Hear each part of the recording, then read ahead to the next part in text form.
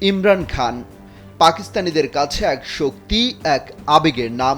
তার জেলে যাওয়ার খবরে কয়েক ঘন্টার মধ্যেই তাণ্ডব শুরু হয়ে গিয়েছিল লাহোর, ইসলামাবাদ, করাচিতে। বেশ কয়েক মাস চুপচাপ ছিলেন সাবেক এই ক্রিকেট তারকা, কিন্তু আবারও জেলে বসে হুঙ্কার দিয়েছেন তিনি। ডাক দিয়েছেন স্মরণকালের সবচেয়ে বড় বিক্ষোভ সমাবেশের। রোববার ইসলামাবাদে এই বিক্ষোভের ডাক দিয়েছেন পাকিস্তানের সাবেক এই প্রধানমন্ত্রী। এরই মধ্যে বিভিন্ন শহর থেকে রাজধানীতে জড়ো হতে শুরু করেছেন পিটিআই সমর্থকরা।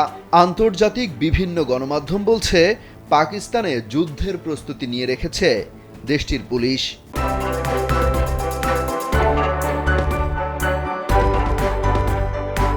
এরই মধ্যে পাকিস্তান জুড়ে ইন্টারনেট সেবা বন্ধ করে দেয়া হতে পারে বলে শঙ্কা বাড়ছে। পাক স্বরাষ্ট্র মন্ত্রণালয় জানিয়েছে, কোনো বিক্ষোভ সমাবেশ হতে দেওয়া হবে না। এরই মধ্যে জারি করা হয়েছে 144 ধারা। কিন্তু কোনো বাধাই পরোয়া করতে চান না ইমরান খানের সমর্থকরা। তারা ঘোষণা দিয়েছেন যে কোনো মূল্যে এই বিক্ষোভ সফল করা হবে, কারণ ইমরান খান দিয়েছেন চূড়ান্ত ডাক। এই বিক্ষোভে পিটিআই থেকে কে নেতৃত্ব দেবে সেই প্রশ্ন উঠেছে, কারণ দলটির শীর্ষ নেতাদের প্রায় সবাইকে কারাগারে বন্দী করে রাখা হয়েছে। তবে বিভিন্ন নেতাদের বরাত দিয়ে স্থানীয় গণমাধ্যমগুলো বলছে, এই সমাবেশে একক কোনো নেতৃত্ব থাকবে না।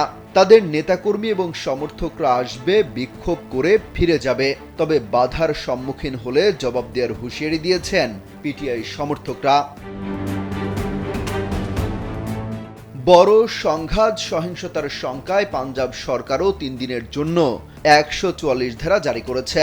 23 নভেম্বর থেকে 25 নভেম্বর পর্যন্ত প্রদেশটিতে 144 ধারা জারি থাকবে। সেই সঙ্গে 10,700 পুলিশ কর্মীকে স্ট্যান্ড বাই রাখা হয়েছে। পাশাপাশি পাঞ্জাবে প্রবেশের বিভিন্ন রাস্তা ব্লক করে রাখা হয়েছে বলে নিশ্চিত করেছে জিও নিউজ।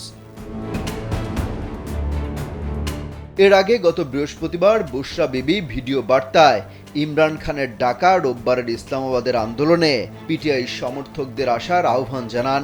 ইমরান খানের স্ত্রী বুশরা বিবি বলেন, প্রত্যেকের উচিত 24 নভেম্বরে বিক্ষোভে যোগ দেয়া।